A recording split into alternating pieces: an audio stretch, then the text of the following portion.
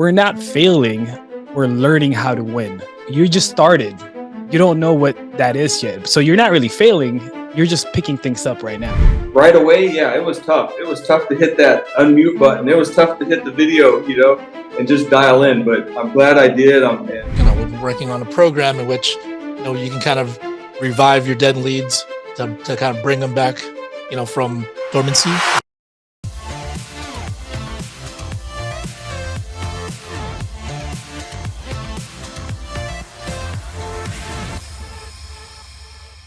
All right. Well, thanks for joining us this week on the Elite Sales Podcast. I'm very happy to be joined in studio this week. Got Clifton Henry, FFL Generational. John Baccaron, co-host, FFL Elite Syndicate. We got a couple of remote guests today. What we're going to be talking about today, actually, we're talking about if you're stuck in a certain position. I mean, the thing is, it's not over. You just got to keep figuring your way out, got to keep moving. And then I actually talked about this on the Base Shop Builders call on Monday. It's more about the type of questions we ask is how we move forward, right? So if you come into this business, is this right for me? Am I doing the right things? What's my next move? There's all these questions. How do I get here? How do I get that there? How do I accomplish this? And the question really should be who? Like, who can help me with this? Mm-hmm. Right? So it's like, who do I need to contact? Who do I learn from? Who do I need to speak to try to refine my process? Who can help me with this particular problem? Who's been through this before? So if you just focus on those type of questions rather than the what, where, why, when, how, if you just focus on the who, like that's all around us, like constantly, like we're here in the office. So it's pretty easy for us to communicate. So like if I'm stuck on a problem or I'm focusing way too much time sticking on one thing, I'll go in and like, who could talk to me about this? I normally go to John because then John just be like, who cares? It's like not that important. And then that's your answer. Who cares? But sometimes, sometimes like while we find it funny, really when he does a little, it gives me the indifference. Yeah. I'm like, you know what? It's actually not that important. Or like, why am I wasting so much time stuck on something that if I can figure it out, I'll figure it out. If I can't figure it out, I just need to put this to the side for the meantime if it's actually important. Or most times it's like, I guess it's not that important anyway. I should just let it go. So, you got to have your who around you. I mean, Joanne's been a great resource to me, we're trying to figure some stuff out. Is reach out to her. Derek has been a great resource to me recently for all the things that we've been working on. So I guess we'll dive into it a little bit later, but we got some stuff that you and I are working on. You were my who. Yeah. I'd like to think I was your who as well. Indeed. I mean, not that way. It's still love, but But Isaiah, could you actually unmute for us? We got Isaiah Minks joining us out of Jacksonville area. Yeah, I'm in Jacksonville. Thanks, Albert. How's it going, Isaiah? Good, thanks. Well, so Isaiah and I got introduced, through Brittany, who's a mutual friend of ours, and you've been giving this a go for a little bit, kind of not having the type of progress that you're exactly looking for yet, right? And then we decided let's figure something new out. Let's see if we can put our collective, skills and experience together and see if we can kind of try to engineer some type of successful result, right? Yeah. Those numbers, it's exciting but intimidating also as you just announce everyone's numbers because I'm like, holy cow, this is a great team. But it's exciting because I can learn from you all, right? It's intimidating because I'm still fairly new and I've been failing, but it's exciting to be surrounded by such a rock star team, but people that really want to help, Well, I mean, I would caution you to just kind of be careful of using that word. You've been failing because I mean, definitely you haven't been failing. You may not have achieved the type of results that you're looking for, but I mean, every time I've talked to you, great attitude. You're saying like, hey, I'm gonna purchase more leads, or this is my plan. This is what I'm gonna work on. You send me a daily report at the end of the day, nice. Unsolicited. I don't even ask you for it, but I mean, you said to me, like, hey, I'm sorry if this is bothering you, but I'm like, no, I love it.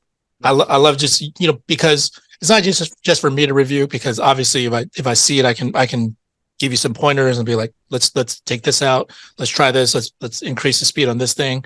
But more importantly, I think it's more importantly you're keeping yourself accountable. Because if you're actually taking the time to actually put together a report, text it out, you're tracking your numbers.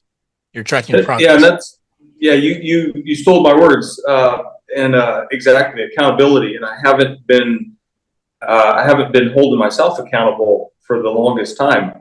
And I've been around good people. I've been around the right people. Just I haven't been holding myself accountable. Sorry, But no, you nailed it on the head. It's you may be tired of my reports here pretty soon, but it's me holding myself accountable. And it's something that you and I talked about. It's something that Brittany and I talked about, is that consistency. And by me focusing on, hey, I need to let Albert know what I'm doing here, it's holding me accountable, and you also being able to help me, like, you're going the wrong direction, or, hey, that's great, keep going, And so, yeah, I like what you said, accountability, but I haven't held myself accountable. And that's the talk that you and I and Brittany had, was moving forward. I've got to be accountable, and I've got to be consistent. And if I could add something too, as you're going through this, you could be fairly new. Just be careful with your words. What Albert's mentioning, don't say that you're failing. I remember this is one good quote from Scott Brooks. He used to be the head coach for OKC, right? Yeah. And that's when he was coaching the young Russell Westbrook, young Harden, young Kevin Durant. But they were all like 1 year, 2 years in, and he's molding them. And of course, they're not making the playoffs. They're losing a lot of games. But he said this. Hope you're enjoying the video so far. Please make sure that you like, subscribe, comment, anything to help support the algorithm, so we can continue to bring you more valuable content and continue to be part of your lives. Also, if you don't feel that it's providing you that much support, since you're already at this point, like and subscribe anyway. We're not failing. We're learning how to win, right? So you just started. You don't know what that is yet. So you're not really failing. You're just picking things up right now. But be careful with the way how you say those things, because now you're cornering yourself as the failure versus a winner. You know what I mean? Yeah, I like that. Yeah. That was a deep pull. Yeah. That was actually really good one. Coach Johnny. Well, just so you could introduce yourself, Isaiah. How long have you been with Family First Life? What are you doing? Are you still working at the moment? And what's been your biggest challenge so far? So I think, so I'm Isaiah Minks. I'm from Jacksonville, Florida. I'm originally from the Northwest. That's why my screenshot here is, my background is the Columbia River. But I've been working for the Navy for 24 years. And, it's funny, you guys talked about this on your Q&A call earlier today. But yeah, I've been a W-2 employee for 24 years. And so I do work my daytime. I don't like to say FFL is part-time, but it's my Navy job. I do work, 8 to 4, Monday through Friday, some Saturdays for the Navy. But that's me. My biggest challenge has probably been me. I've been surrounded by good people. The training's been there. I just haven't been, like we said, I haven't been holding myself accountable, and I haven't been consistent. It's funny that, I don't know if JP's on this call or not, but we linked up about 4 months ago, and he told me the same stuff that I'm finally starting to get. You got to be consistent. You got to get your at bats in. You can't let a week go by and not call people. You can't rely on texting. You can't rely on just one avenue. You can't rely on putting your ad in the paper and thinking people are going to come your way, right? And so.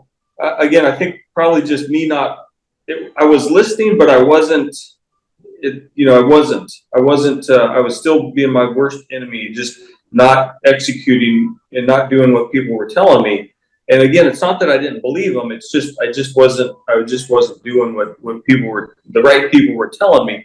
And I think, again, that kind of goes back to our conversation last week with, me, you, and Brittany, just saying, it's time, I got to do this stuff. And so I think, just looking back, it's just been myself not putting in the time, not getting on live dials when, I knew I was supposed to be on live dials, but I wasn't getting on live dials. And so I think this last week here where I've been, not forcing myself, because that's the wrong word, because once I jump on live dials, I feel energetic, and I feel surrounded by energy and knowledge. And so once I'm on live dials, I feel comfortable, but getting there, originally was tough. And so, just, basically, looking back this last year, I slow rolled in. I overanalyzed a bunch of stuff at the beginning. I went through a lot of the trainings. I dove into the portals when I didn't really need to. Just dial, right? That's what everyone was telling me. Just dial, and I wasn't. I was focusing on the back of the house. I was focusing on, again, just kind of going through the trainings and stuff, which are all great, and you need to know how to work with the portals. But I was spending too much time on that stuff and not dialing and getting in front of people, right? So yeah, I mean, all that to say, I was kind of in my own way. One thing I'll give you credit for, Isaiah, is that I asked you, you're like, hey, how should we get going, and blah blah blah, and I was like, let's get you on live dials, and you're like, cool, I'll be on there. You're on there immediately. You unmuted. You as soon as someone picked up, you were there on the phone. Didn't think twice about it. Was that nerve-wracking to be unmuted so other people can listen? Yeah, I mean, my job I've always had a job where I'm in the public, whether it's like a special event, I'm the MC, or I'm running a meeting. Being around people doesn't bother me, but getting on live dials did. And especially as I see some of you guys close or just talk to clients, it was kind of nerve-wracking for me, going, man, I'm not even close to this. I'm not even in the same ballpark as these guys, But like you said, I think over the last week here, just doing it every day and just getting out of that comfort zone, it's getting easier and easier. And so, yeah, to answer you right away, yeah, it was tough. It was tough to hit that unmute button. It was tough to hit the video, and just dial in. But I'm glad I did. I wish I would have done it, 6-7 months ago. That was just dumb. But lesson learned, and here I am. I got to move forward. Well, that's awesome. I mean, I always commend people for their effort, for them just trying something different, just putting in that time. And by virtue of you having unmuted yourself, I was able to give you a little bit of feedback and be like, hey, why don't you say this, or we should approach it this way instead. Had you stayed muted the whole time, I'd be like, I don't know, maybe he's working, maybe he's not. Who knows? He might just be moving his mouth on the other end of the screen, and we would have no idea. But that's what makes this job really rewarding. We're gonna get you success as long because you're willing to work. You got the right attitude. So we just continue to put in the work. We'll continue to make the adjustments. Let's make it happen. Yes, sir. I'm here to win, right? And I don't mean that in an arrogant way or anything like that. It's just I really enjoy helping people, and this is a great way to help people. And the more I learn about insurance, the more excited I get, about the different policies, the different carriers we work with, and just how we can help people and help different people, right? It's not just whole life, or it's not just term, or it's there's just so much we do. Several of you posted IUL information today. There's so many different avenues that we can help people with our license. Yeah, I'm here. I'm not going anywhere. But I'm finally listening to to you guys and trying to do the right things to improve. Yeah, I think that's a good change of energy on you too. Like a lot of agents, they feel that fear or hesitancy when they want to expose themselves, right? Like everything's being watched. Like you could see it on the live dials. Everyone makes mistakes. Like there's some where you could tell, like, maybe they could have tried harder. Maybe they could have closed better. But we all go through that, right? And that's the change that you need to have, or the adjustments you need to have, right? But the change in your energy, though, it's no longer fear. You're seeing this as fun. It's exciting. That's a good change, because now you're going to have more fun and more sales are going to come. And to add to that, I completely agree. And that's where me as I hate to say I'm a newbie, because I've been working a little bit, right? But I really am a newbie. I'm finally starting to do the right stuff. And so but my point is, some days I get home. This last week has been a little more challenging because I'll get home from my day job, right? But as soon as I hit that first, whether it's jump on live dials, and then I make that first call, whether it's someone hanging up on me, being rude, or having a little chat, it energizes me. And that's where I was failing. One of the ways I was not failing, I was learning. what something I look back on and just say this was silly. Was I was using, like I said, myself as an excuse. I'd get home from my day job and I'd be like, I'll start, I'll call tomorrow night. I'm just tired. I'm just going to call tomorrow. We'll make tomorrow we'll be motivated tomorrow. And I was using that as an excuse, but I tell you what, this last week of getting on with you guys, as soon as I click, Zoom or I jump on and start dialing, it energizes me to dial more and more and more, as opposed to using it as an excuse to be, I'm just going to sit on the couch and watch TV. So I think it's like taking an energy drink, just jumping on live dials or dialing some leads. It really is. Awesome. Well, love seeing the progress so far. We're going to continue to track your growth, track your progress, and let's get it. I appreciate you guys. Thanks, Isaiah. Love working with guys like that. Yeah. Always good attitude, and it's really what we need. So, speaking about the value of live dials, value of just kind of listening to other people call, and you learn a lot because I was like, oh, Terrence said this, Jason said this on the call, John said this on the call. Like, even if you don't agree with it, even if you're like, I could do better, right? Which plenty of people are just like the know-it-alls always like, I would have said it this way. Sometimes they say, I say that. Like, I would have sold it if I did this. It's like, yeah, okay, but you didn't. Right? You didn't even dial. but there's always value that can be taken from any situation, because even if you're like, oh, if you would have just said this, he probably would have got it. So in your mind, you start analyzing, you start thinking, how would I have handled that situation? Right. If I got that objection from that person that cussed out this other person, which helps me avoid getting cussed out by that person, how do I try to get around that in the future if it were to come up? Mm-hmm. So the thing is, there's tons of lessons that you can attain just simply by participating. Yeah, you're learning by just being there. You're learning from other people's experiences, and then even better, that case scenario is now a part of your experience, right? And you become a problem solver. Right. So you might have not come up with a rebuttal from your sense, but now you heard someone else's angle into it, and now you can add that to your repertoire. Right. Yep. Free game. So yeah, you leverage the work and the efforts of others, so you can kind of build up this library faster. Think of what Andrew always says: get to 100 presentations, right? So you could add that to your presentation because now you're learning from it, multiplying that effort exponentially. There you go. So speaking of building your library, Derek, are you able to unmute, please? Yes, absolutely. And speaking of, just really quickly off what you guys were doing, earlier today, a lead cussing out, like the second you pick up the phone. So I typed into the chat, I go, hey, who wants to be cussed at right now? Drop the phone number and the name. Jason Steiner calls the lead, calms him down, and basically sets the appointment for later today. So you can kind of like piggyback, just right there, just a live example of that in action. So it was pretty cool. That's pretty awesome teamwork. Jason, if you could just unmute real quick. I wasn't on at that moment, but I think he's on with a client. Was he? Yeah, it looks like he's always hustling. I mean, what motivated him to just be like, yeah, I'll take it, and he's just probably the prospect of getting money, to be honest.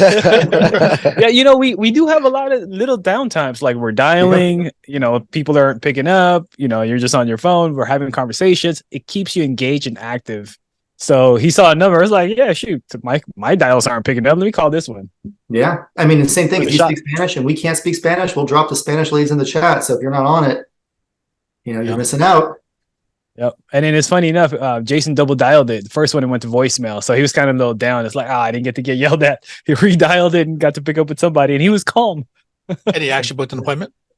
Somewhat. Yeah. They said call back later. Better than nothing, but yeah. Cool. So sometimes it's a matter of timing. Sometimes who knows, but yeah, that's good teamwork. But anyway, speaking of teamwork, Derek and I have been like talking like throughout the day, all day. It's just we've been working on some stuff together, trying to build out, work on some projects that we've had in mind.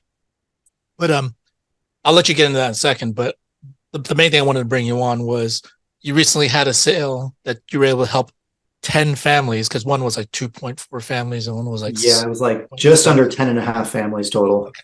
All right. So if you guys want to know the math, you can reach out to us directly. But if you're able to help 10 and a half families, like walk us through the whole process. Did it happen overnight? What happened there? Yeah, so that was actually the lead came to me a year ago. It was just under, it's like next week will be a full year. Called it a bunch right when I got the lead, called it, a couple months later. And then we've been, like Albert was saying, kind of testing this new system out, building this thing out to revive dead leads. And through that lead into that program, started working on it and was able to help the family out. They were looking for insurance. They had a policy that was going to increase their monthly premiums to well over like $1,700, I believe it was. Jeez. And they just couldn't afford it. So they were going to cancel. And I just got in at the right time, with that, revived them and was able to help him out. So he was 2 policies. It was like $500 a month or so total for his 2 policies.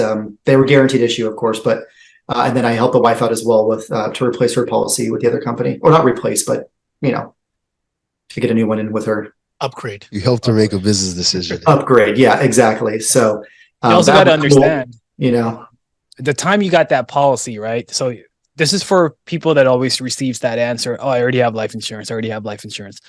Clients have life insurance, but they don't understand it. So that year before, Derek might have called them and they felt like they didn't need any review. They didn't need any new policy because they already got something in force. But this timing, they found out their current policy is going up by a lot.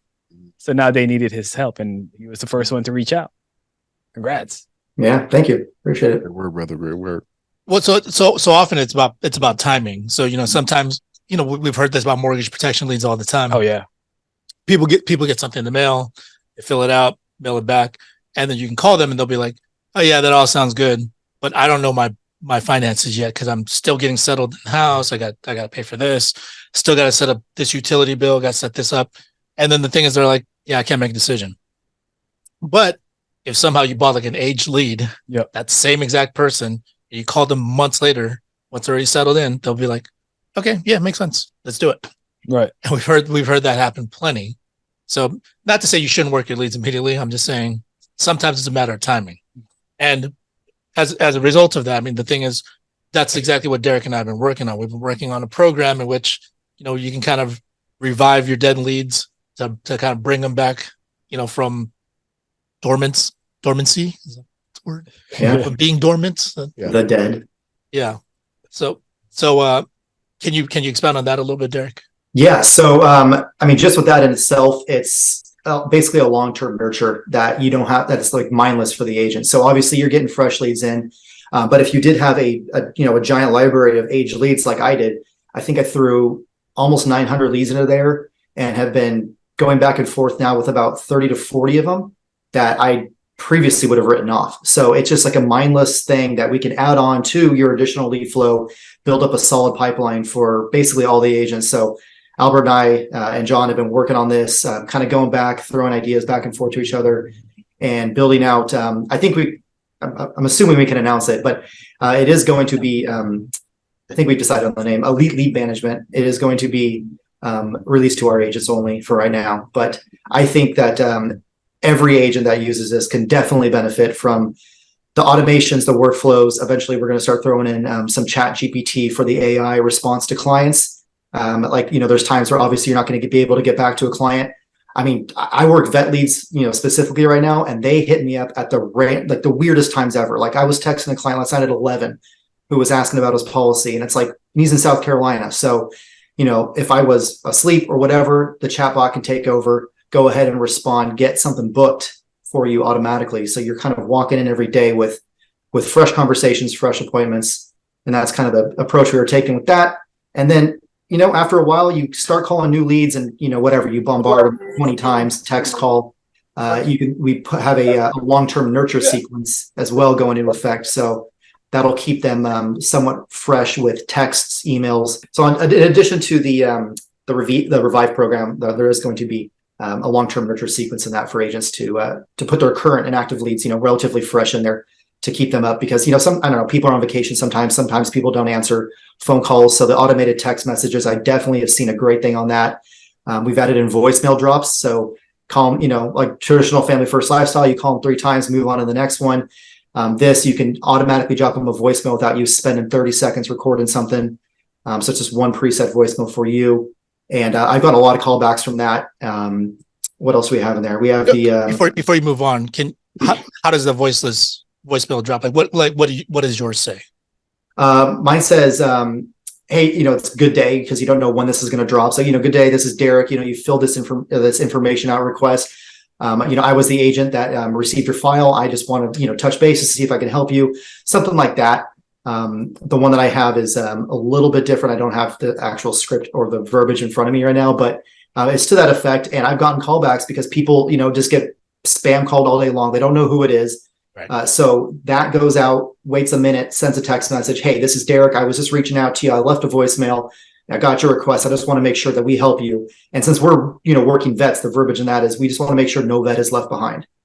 And that right there gets everybody, dude. Butter to them. So they are just, yeah. Yeah. If I could add, go ahead, please. I was just saying that anyone can do this. It's just an automation. Like Ringy has it, other like phone burner has it.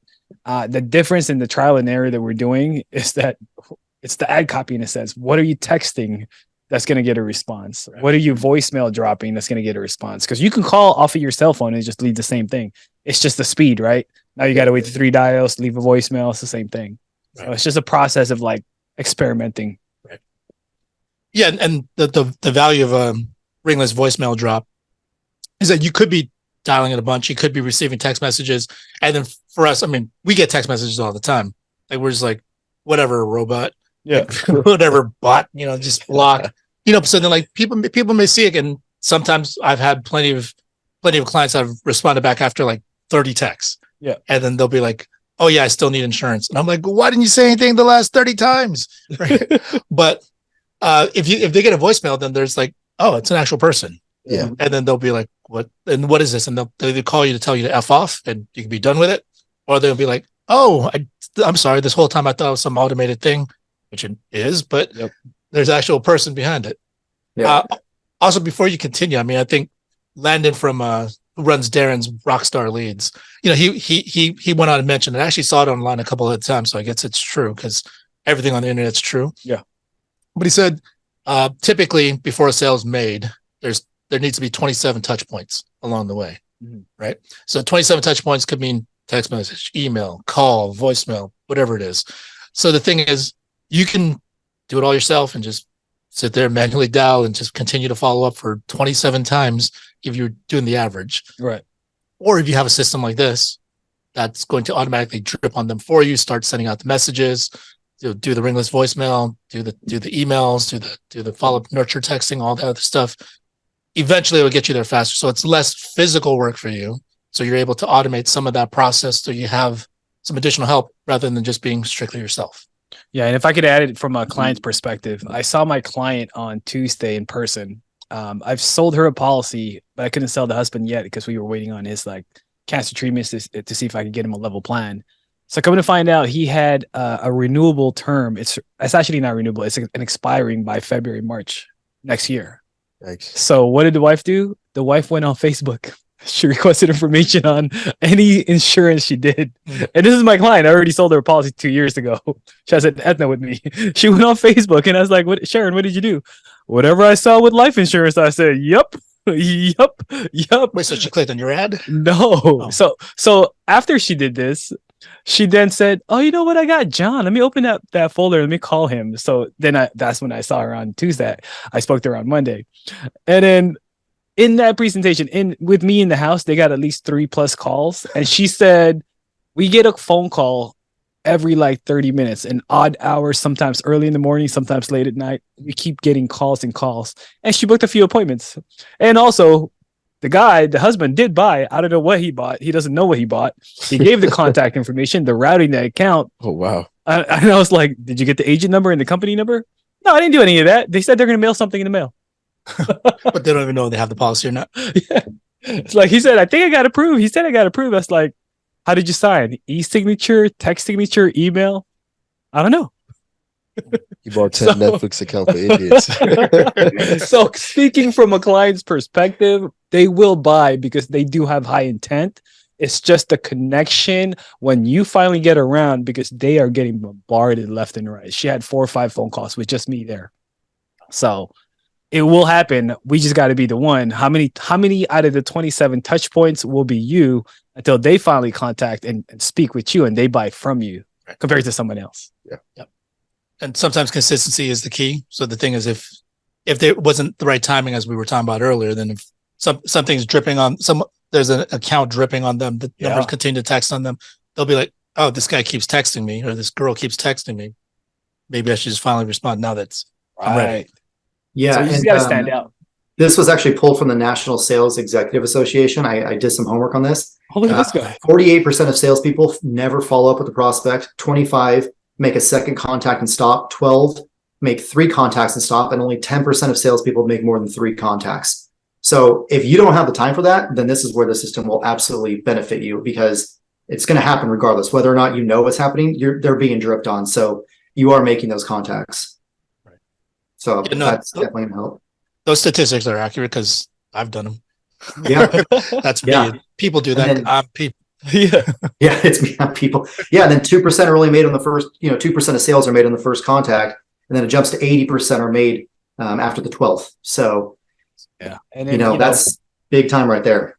Specifically going back to automation, when you have a machine that does it, the machine doesn't have to think about, am I bothering my clients? Should I call them at this time? Do you think they're going to yell at me if they pick up because I've been bothering them too many times? The machine will just do it. Compared to us, we go through that. Next thing you know, instead of texting 10 people, you texted 1 because you're psyching yourself out. Yeah. Oh, by the way, if you're booking automations, they don't care if it gets called the F word and all kinds of stuff. Has no feelings about it. It's fine. You can see it. Like they'll text back some crazy things, but who cares? Yeah. So Derek, you talked about the lead revival. You talked about long-term care, long-term nurture on the lead. Can you walk us through the process when a first lead is first uploaded, when it first gets into the system? What starts from that process?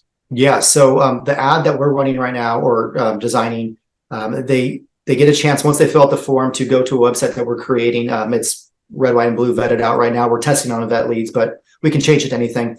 Gives them a chance to self book.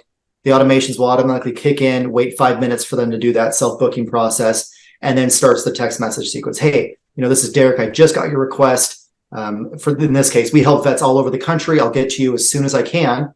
And obviously, that's going to be that day because they're getting, you're hitting them all right as they come in. So they get that, and then you go. In the meantime, you can book a time for me to call you directly here, and then read about what the VA offers us. So that the link is sent in a second text message within a minute of that. So they're getting 2 right off the bat. You're going to call them a couple minutes later, most likely, just because how the pipelines are set up. Like you can see when it comes in. You get notified via text message when that lead comes in, so you know that it's like fresh. You're giving them a call them the 3 times. You move them over to the the voicemail drop. Start that nurture sequence for them. We have a couple more after 12 or 15 calls, I believe it is. Like, hey, I haven't heard back from you. Are you alive? Like, are you actually interested in this? And then give them a chance to yes or no from there. And then that long-term nurture sequence starts. But it's pretty cool when they first get it. They're just getting hit right away. So that happens at all times of the day. It'll stop at 11 or whatever PM their time, and then start again the next morning. So they're not getting 2 a.m. text messages, but right. It's pretty cool. Yeah. And it builds credibility too, especially the link saying, hey, you can find out more about the vets, talks about what the vets pay, what they don't pay, where we come has your state license, your information, your picture, NPR, all of that. Yeah. Because typically I've been texting my business card over to them after we start talking. And I'll be like, hey, is this your cell phone? Let me text this over to you. I know Terrence does that on live dials. Yeah. But with this, it automatically does it for you from the beginning. Yeah. And there's also a button that you can trigger that as well, along with the Ethos link. Or if they're like, hey, I'm not really interested. Cool. I'm going to text you this Ethos link right now. You don't have to do anything with me. You just quote yourself and fill out the application, press the button, and it automatically texts in the Ethos link. Right. So you're not, copying things like that. Business cards already there, websites already there that you just, press the trigger button and it sends it to them. Yeah. I think Andrew Taylor put out an ad, something like, don't like talking to agents, don't want to be bothered by a human being. Yeah, me neither. Here's the Ethos link. You can fill out, do this yourself. It's just a numbers game. Throw it out to 100 to 1,000 to 10,000. Yeah. You're gonna get some sales. There's gonna be plenty of people that are scrolling online that'd be like, that's me. I don't want to talk to people. I want to look in insurance, but I don't want to deal with a human being pushing me, and maybe I'll just click on this link. Yeah. Yep. Sorry, Dave, you were saying something. Oh no, then, if they click on the Ethos link and start the application, they don't complete it, then you have a really hot lead now. Right. Because you can see that, like, they were actually looking, or if they get denied, there's a ton of options with Ethos, but yep. Yeah. So, man. so we got a lot of exciting things in the works. That this is definitely a thing that's consuming a lot of time out of Derek's schedule. So appreciate you for that.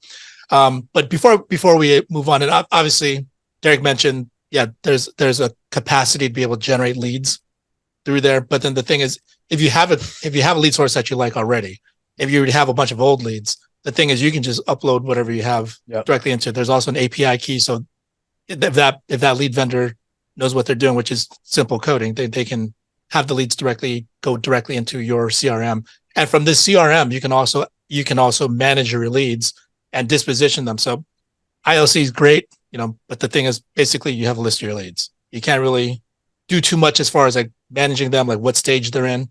So can you talk us through the different columns you have set up for the pipeline, and how do you move it through to try to get it to a sale? Yeah, I mean, it's a pretty simple drag and drop. So we have, new leads obviously started working. There's appointments booked, no showed, bad numbers, not interested. Everything that you disposition in that gets their own certain set of automations, depending on what, obviously bad numbers are not getting anything anymore, but that way you can keep everything, all together. So like if one day you have some downtime, you go, I'm going to call through all my no-shows again. And you just filter by no-show, and then you have all of your no-shows, all of your, all of your follow-ups in one area. The not interesteds, like I blast mine with Ethos links every week, basically. Like they just get an Ethos link. I don't really care. They're not interested at one point, but they could be in the future. So we're just kind of like playing with different things right now. But as far as the columns go, I mean, it's definitely a lot easier to see it visually. I will say that, rather than just a list. I mean, I used to be a big Excel guy. I love my color coordination, my whatever, but you get to a point, you get like, 900,000 plus leads. You're scrolling through these things, trying to find these people. It's pretty hard, but if they're all in one area, it makes it a lot easier for the agent for sure. Could you also talk about the automations for like a no-show? Because typically, I mean, we all get no-shows. So sometimes you have an appointment, you're excited, you call them, didn't pick up. Right. You call them back, didn't pick up. And then after a few, you're like, mentally, you're thinking, oh, maybe they're not interested anymore. Or maybe they already got insurance, or maybe they don't like the way I look. Who knows? Yeah. Right. But what is the no-show do now in the automation? Yeah, for right now, the no-show is, like, hey, sorry, you just missed you. You booked an appointment with me, for the veterans life insurance, kind of remind them, when is a better time for you to, or when is a better time for us to connect? I did something, I just changed the verbiage today and ended up getting a guy who no-showed me this morning and self-booked when that automation went out for another appointment. So he rescheduled himself. I didn't even talk to the guy. At some point, I think I want to do a voicemail drop as well for that. But if it's working right now, I think it'll be okay. I know that we had talked about doing a voicemail drop. If you get busy, let's say you forget that there's an appointment. If it senses that you didn't call that person, it'll leave them a voicemail like, hey, I'm just calling for our appointment, even though you didn't call them. It's like, hey, I'm calling for our appointment. I didn't get you. Give me a call back. That kind of thing, where you're like totally skipped your mind, but the system got your back. That's what happened to me yesterday. Yeah, there you go. So you could have dropped them a voicemail like, hey, I called you, but you just didn't answer the phone. And then, kind of takes that off of you. But there's some things you can play around with. It's pretty cool. It's a big system. So cheeky. It's like my side hustle right now. I work till side hustle. Where, I sell till whatever and then do my side hustle at night. It's great. And then you're getting interrupted by all of mine John's jokes in the meantime throughout the day. It's awesome. It'll be worth it. So how far out do you think we are before this is fully operational and we're able to open this up to a few agents to kind of try to get a feel for and scale it accordingly? Man, put me on camera saying this. It's not legally binding. Don't worry about it. I say we would be good. Like we can start running it, testing it right now with ourselves. If people are actually like signing up to this full time, I would say give me like a week for that. I say by the end of the month, it'll absolutely be operational to any agent that wants to use it. 100%. Jason Steiner said he's opting out. That's fine. we don't need him. Well, I mean, so the thing is, like Derek and I, we know enough to be able to launch it right now. But the thing is, we won't be have time to customize it and configure it the right way to have all the features that we think would be useful for you guys. So we don't want to be like, hey, here's a partial version. Like, Right. hope it works, hope it doesn't. Right. Yeah. That kind of thing. So, but And I mean, that's we'll another thing, like testing out the workflows for sure and making sure they all work does take time. yes, And this thing called A2P verification. that little Don't thing. get me started on that. Federal government. Anyway. All right. Well, any last bits of information that people should know about this, or just kind of wait and see, and we'll wait till you get I on? mean, yeah, I would say if you're using Excel plus a dialer system plus whatever, Calendly, and if you're using like 4 or 5 different things, like I was at the time, this is all in one. I think that this would be something for every agent that is using multiple websites to manage their leads would definitely benefit from. So when this comes out, absolutely give it a shot. Obviously, there's no there's no contracts with this, but you should definitely give it a shot, I would say. Yeah, I mean, it's already worked wonders for us, right? And it's bare bones right now. Oh, yeah, we're just excited about the future of how much more we can build with this thing. Yeah. So it's nothing revolutionary. It's not like it's some like crazy proprietary information. It's just we've been doing like research and development on this for like a long time, like unknowingly just like picking things up. I've thought of this concept maybe like over a year ago, right? And just thinking, oh, maybe we should build it out this way. I found a couple like programmers and coders, and I'm just like, well, that's a lot more expensive than I thought. And then I didn't even really know what I wanted, so I didn't even know what I don't know. Yeah. So like in the process of like just this past year, it's been a huge learning experience. So I've continued to gather information and realize, okay, we could use this. This would be a solution. This would help. And then just talked to Derek, and we kind of figured out how to start putting this thing together. Just understand. We've tried however many lead sources we've tried, all the CRMs that we've tried. Right. I've made myself a lead for other people to kind of see what they're doing. Like, which is good, which has happened to us plenty of times. Yeah. So I'm a lead. I made myself a lead for some agent, but just understand though, this is a tool. Okay. This is only going to work if you work, and this is only going to work if you have leads to buy to plug into this. Right. Good point. And just to add on that, I mean, so the thing is, don't think, hey, I'm going to get the system, I'm just going to just sell automatically, I'm not going to have to put in any work. Just because you may have leads in there, people may book their own appointments or whatever it is. You walk us through that example the other day with Misha, that the person that self-booked. So Misha has some automations, and so he had a client that self-booked, right? And booked on like, let's say 2 p.m. on Thursday. By the time he called the client picks up and he said, sorry, I just bought a policy an hour ago. And so what's happening is, just like my client I mentioned on Tuesday, they fill out these forms and they book multiple appointments. So you're not the only one. This lead could be exclusive to you, but they filled out multiple leads. Can't trust these clients. Yeah. So the client then will, if they book 2 days out, 3 days out, but they had another booking, they got another phone call, they had another text message, and they finally got a hold of somebody. These clients are high intent. They wanted to take care of things. It's like when you go and shop on Amazon or a Nike app or whatever. If you wanted to buy a shoe, you'll buy it right now, right? And you're just looking at the fastest shipping delivery. Right. Same thing with these clients. So just don't trust the booking. Go ahead, Derek. No, continue. Yeah, just don't trust the booking to be there, or they're going to be ready by then. They might be ready now. So we had some advice from other vendors to say, if they booked, call them anyways, call them on the spot, because they just saw the ad, they filled out the ad, they booked the ad. Just consider it as a high intent lead, and you can just call them and say, hey, I'm just calling you I got your appointment.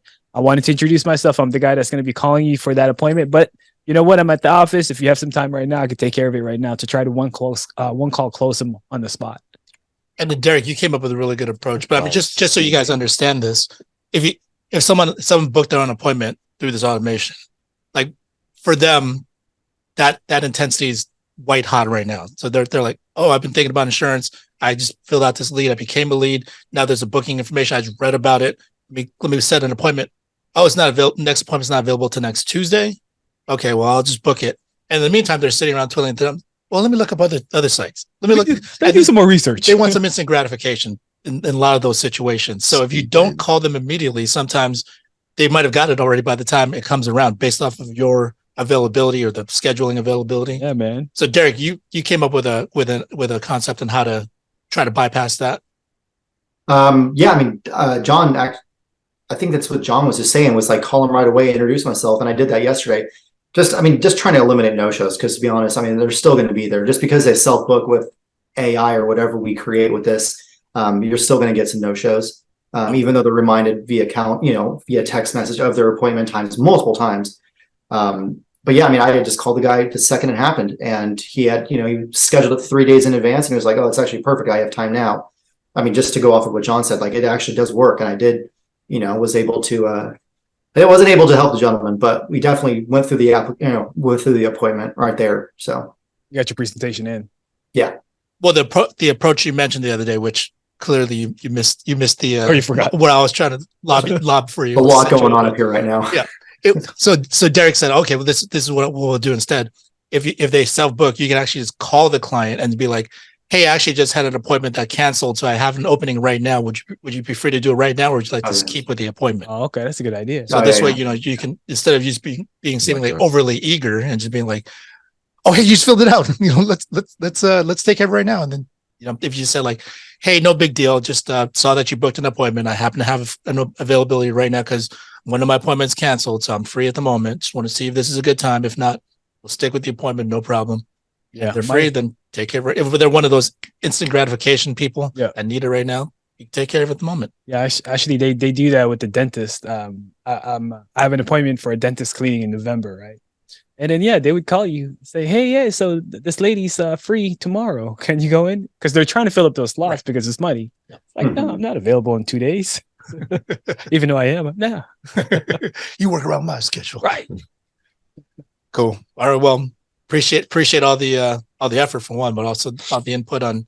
I'm excited to get the system launched pretty soon and just be able to open it up to our guys and let it be a resource for them as well.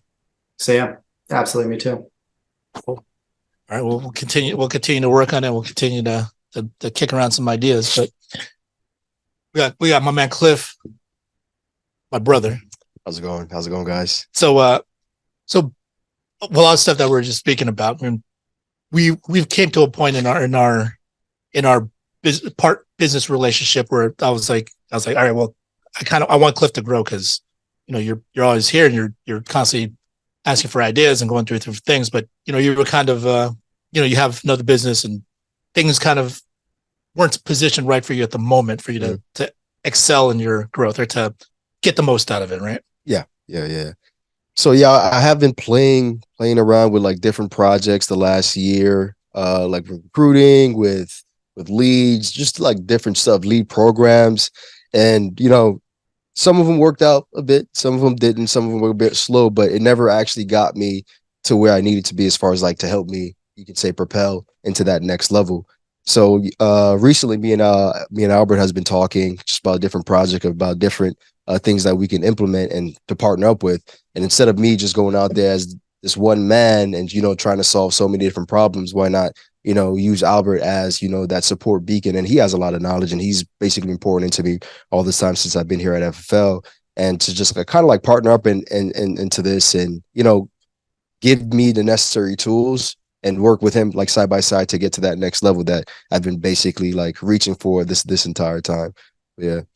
Yeah, because I mean the whole idea came up because I recently brought in one of my buddies, Dominic, out of the Georgia area, and we kind of worked something out. So then he needed some support in some areas because he's relatively new, but he wants to invest and he wants to build and he wants to he just says I need a lot of help managing it initially, but then I'm gonna take everything over. I just need some help. I got money, not so much time. Right. And then I was like, well, I got time because this is my job. This is what I do all day, every day. So then I was like, okay, well, why don't we structure it a certain way where it makes it mutually beneficial for us to grow together? And then because we formed it a certain way, then we're like, okay, well, I can invest this, you can invest this, and we can build this thing towards the end goal together. Now, obviously, the system that Derek and John and I are building out together, this is an integral part of it, because it speeds up the training and it provides a platform for agents to kind of just plug right into, and it's easier for us to manage all the new agents this way too. So then I start thinking about it. I'm like, Cliff's in here, he's trying to figure out some solutions. So I just thought, okay, maybe I can provide that. Mm-hmm. So then I was like, okay, why don't I bring up the idea to Cliff? And I'm like, why don't we just try to restructure in a certain way that makes it beneficial to the two of us? And then this way we can kind of rebuild it. Cause Cliff's got a big agency, but the thing is, like, he's as far as working capital and the way that everything is working, like, it wasn't beneficial for us, the existing way for us to continue to partner to that degree. Mm-hmm. So, but I'm like, if it benefits us, and I just threw the idea out there. He asked a bunch of questions and we went back and forth, and then eventually we struck an agreement, and we're like, we are each other's solutions. We've been in front of each other's faces this entire time.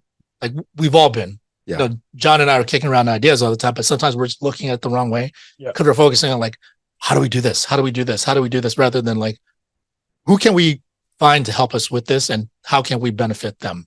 Right? How, if we can benefit them, we can be that who to them as far as what they need to get their business to the next level. So it really is like a whole cooperative, collaborative effort for us to be able to bring our respective skill sets together to try to do that. And look, we're nothing special. The thing is, all of you guys have something unique to offer. You guys all have a different, background and unique perspective and ideas. So then the thing is, if you have a particular problem, just ask yourself, who is that person to me that can bring me to the next level? Who is that person that can help complement the things that I'm currently lacking in? If I'm needing a particular aspect of my business to be filled, who can provide that? And then your questions then should be, what can I give up to make this beneficial for them to want to work with me? Mm-hmm. Right? So if we all just kind of focus on that, I think we can do some crazy things together. Yeah. Agreed. I think the conversation has to start, right? You have to identify what you're missing and then understand why you're missing that is because you're not thinking outside the box, or you're not thinking of a different strategy for it. It's kind of like that situation I had a couple of years ago. I felt like stuck at the gym. Like, I'm there, but I'm not getting to where my goal is. Like, let's say I want to get leaner or more tone, or I want to lose some weight, just drop a couple of pounds. So I'm thinking, how do I do that? Do I sacrifice, dieting? Do I do this? Do I spend more time at the gym? I go speak to somebody, and then they just gave the correct answer that I didn't want to do. The answer was, why don't you just go run? I don't want to run, right? Yeah. Why don't you spend time on the treadmill? Just do straight cardio. That was the simplest solution. But in my mind, I didn't want to come up with that solution because I didn't want to do that solution, right? So having these conversations, identifying what you're missing, talk to someone about it, and you'll come down to a simple solution sometimes. So the person that gave you that solution, is he in decent shape? Yeah, I mean, like, they're a personal coach. So that's someone whose opinion you would respect. To a point. I mean, yeah, you're seeking out. You're looking for additional things. Yeah. Sometimes we're our own worst enemies. Yeah. Almost all the time. I think that's the ultimate worst enemy. So did I go run? Yeah, like once or twice. That's funny. Did I just let me go play more basketball? That's running, right? Yeah, it's still cardio. That works. Yeah. So I mean, that's just something that we wanted to share with you guys, because I think a lot of people ask me for stuff all the time, and I'm totally cool with it. I actually enjoy it because at least I know where this person is coming from and what they want to get out of it. Doesn't mean I can always help, and doesn't mean that I always have a particular solution. But when the people come to me like, hey, how do I do this? And how do I get to this next level, or what I need to do here? Like, I'm always just like listening. And then sometimes there's certain people that just come in just like, what can I get out of you? And what can I take from you? And I don't want to give up anything. Can you give me agents? Yeah. Can you do this for me? And then I'm like, what do I get out of it? Right. and then they're like, well, if my production is higher, then you'll make more money. And I'm like, no, that's for you. That's for you. Which a win-win. Which we can make it a win-win situation. But I'm like, I just appreciate the people that come with that attitude of like, what can I do for you that helps you, that makes you want to help me out? Right. Yeah. Because if we can think in those terms, and then we come together, then the thing is, everyone's happy, everyone's getting something out of it, and then you'll continue to go further for that person than you would if someone just came independent stuff. So that's why Cliff has always been one of my main men, because he's always looking to learn, and he's always asking it. And when we came up with this idea, like he actually had the thoughtfulness to be like, well, what do you expect out of me? Because like he didn't want to like let me down in those situations and not hold up his end. And I'm like, see, this is why I know I'm partnering with the right person for a project like this. Yeah. So yeah, I'm looking forward to. Yeah, what are your thoughts on this project? I'm actually pretty excited because like I'm a tech dude myself. So the things that you guys are implementing and you know what I'm saying, just a different I guess for lack of a better word, the different things that you guys have like in place is it's pretty exciting because number one, AI is kind of like taking over as we know it, and it's actually pretty efficient. It's really efficient. You're able to basically do a lot more with it with the same amount of time. So the stuff that you guys are implementing right now, it's exciting, and the fact that you guys are able to produce and create your own leads and reach those people is something that I've actually wanted to do myself, and I've been looking to do, but obviously things didn't work out the way I wanted them to work out, obviously. But yeah, like the fact that you guys are building it out so I can focus on something a little bit different, meaning my agents and the production and the agency in a whole is actually pretty dope, man. I'm excited for it. I'm also excited for my agents to be a part of it and use it, and yeah, man. How do you think it'll directly benefit your agents? Because I think there's a lot of guys out there that I don't want to necessarily call them lazy, but Derek mentioned it earlier about how many times they touch a lead. Sometimes we think that we're calling a bunch of times and so on and so forth, but we don't really touch the leads that many times. And the fact that, and those statistics are actually crazy, and Terrence even mentioned it, 80% after the 12th time is pretty wild. So it's like if we're able to touch these guys and, with minimal effort in a sense, right, 12 times we're going to increase, you can say, even the average agent's closing ratio.